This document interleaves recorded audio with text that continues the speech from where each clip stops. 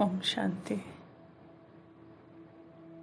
मन को शक्तिशाली बनाने के इस सफ़र में हम आगे बढ़ रहे हैं।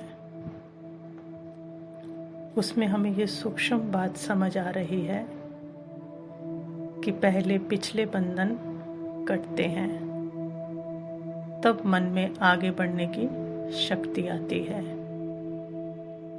जैसे नाव की पिछली रस्सियां जब तक नहीं कटती वो आगे नहीं बढ़ सकती, चाहे वो कितने भी चप्पू चलाए।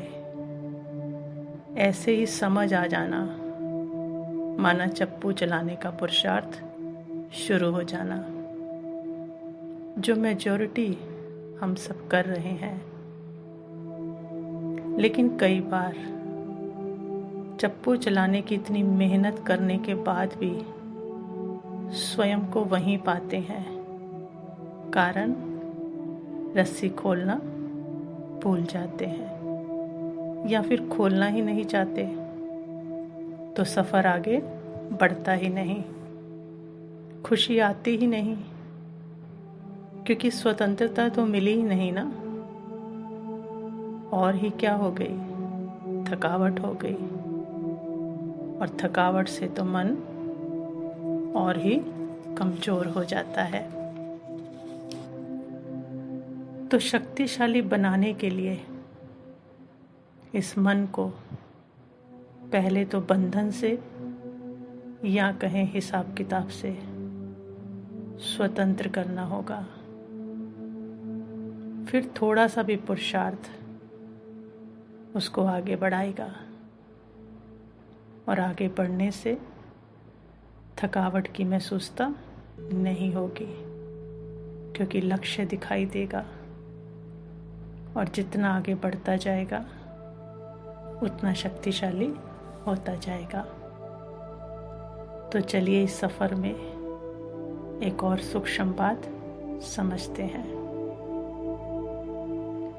इस जीवन सफ़र में कई बार ऐसा होता है कि कुछ लोग हमारे जीवन में आते हैं, हमें बहुत सम्मान रिगार्ड देते हैं, हमें तन मन धन समय सब तरह से सहयोग देते हैं, जिसका कि शायद हम रिटर्न करना भी चाहते हैं तो भी कर नहीं सकते हैं। लेकिन चलते चलते कभी कहें, जो बाबा ने हमें बताया है कि पिछला हिसाब किताब, वो कहें या स्वभाव संस्कार कहें, संग का प्रभाव कहें या वातावरण का, ऐसा होता है कि वही आपके बारे में सिर्फ बुरा ही बुरा कहने लगते हैं। कारण कुछ भी हो सकता है, और इतनी गिरावट वाली बातें भी कह सकते हैं जो सहन नहीं होती, तो हम परेशान होने लगते हैं। ये बातें मेजॉरिटी जीवन में आती हैं, कभी ना कभी किसी न किसी टाइम किसी की आ चुकी होंगी, और समय ना करे किसी के जीवन में आए। लेकिन अगर ऐसा हो तो उस समय मन बहुत तीव्र गति से डाउन होता है, तो सावधान हो जाए उस समय, क्योंकि शुभ भावना भी उस समय नहीं निकलेगी, क्योंकि नेगेटिव के प्रभाव से मन कमजोर हो रहा है, फीलिंग हो रही है, तो शुभ संकल्प तो चल ना सके।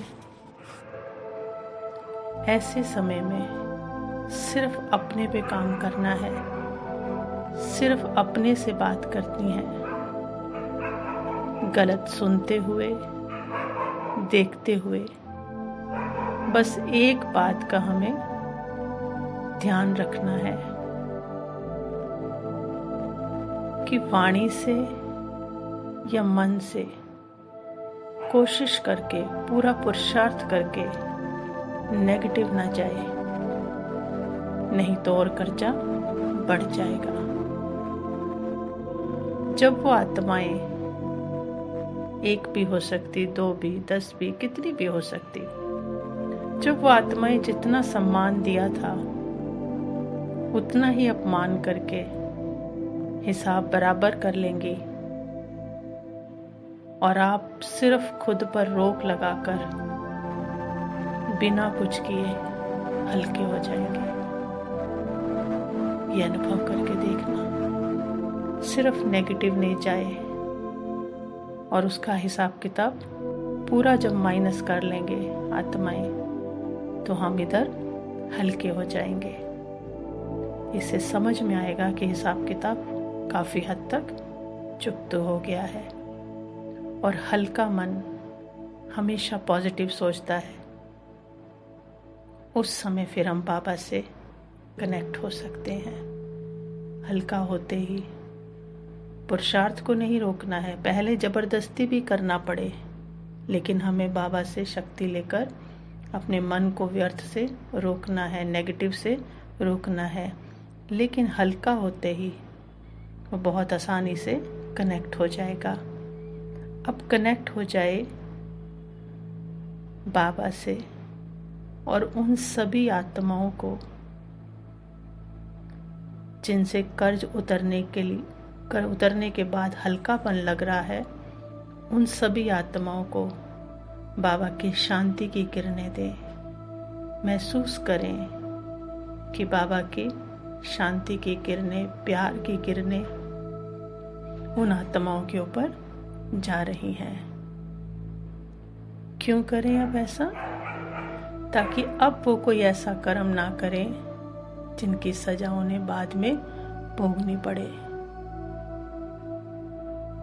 और स्वयं भी शुभ भावना और स्नेह की किरणें उनके ऊपर प्रवाहित करें। तो दाता के बच्चे बन जब देना शुरू करेंगे तो कुछ आत्माओं को तो क्या, विश्व की आत्माओं को भी शक्ति दे सकेंगे। तो शुभ भावना, शुभ कामना की स्टेज पर आना माना शक्तिशाली बनने के लिए बंधन खोल कर कहें या कर्जा उतार कर कहें, हल्का होना पड़ेगा। और हल्की आत्मा बहुत शक्तिशाली होती है और बहुत तेजी से शक्तियों का प्रवाह कर सकती है। ओम शांति।